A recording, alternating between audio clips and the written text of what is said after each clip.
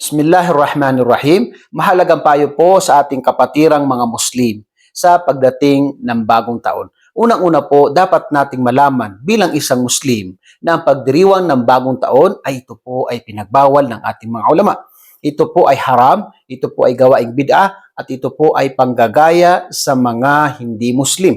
Sinabi sa hadith ni Propeta Muhammad sallallahu alaihi wasallam, "Man tashabbaha biqaumin fahuwa minhum." Sino man ang manggaya sa isang mga nasyon ay siya ay mabibilang sa kanila. Kaya ito po ay babala sa mga tao na mahilig tumangkilik manggaya sa mga hindi Muslim. Lalo na sa ganitong mga pagdiriwang na ang asal ng ganitong pagdiriwang, kung bakit ito nagsimula, ay ito ay pagdiriwang ng mga Romano sa kanilang mga Diyos-Diyosan na itong si Janus na mayroong dalawang mukha.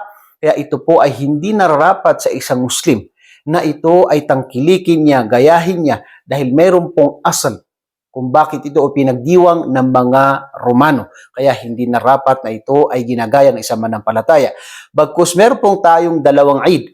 Yung Eid, pagdiriwang sa Eid al-Fitr at saka Eid al-Adha na dapat ay dito tayo magdiwang at narapat na maging matatag at maging masaya, maging proud ang Muslim sa kanyang pananampalataya at hindi narapat na siya ay manggaya ng mga hindi mananampalataya.